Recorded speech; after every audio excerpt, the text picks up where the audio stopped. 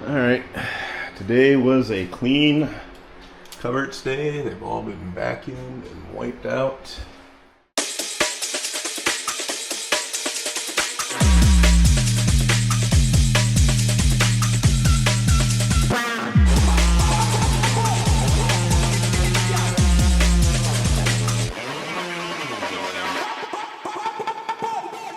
Looking pretty good.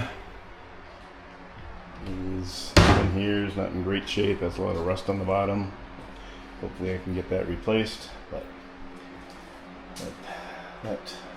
taking the covers off of these, I am going to be painting these. So I've taken a bunch of covers off. I still got to clean in here, but this side is all clean. Got this all clean. This was a big mess up here, so that looks a lot nicer than it did.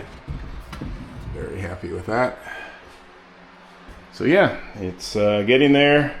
Tore up my first piece of tile. We're going to put an all new tile down in here. So the first part of the old flooring has been torn up, but we'll get to that. And basically been a day in the kitchen. Hopefully tomorrow I can get everything torn up and start. I'm going to go buy some paint now. Like I said, we're going to paint these cabinets. I'm going to paint the whole room.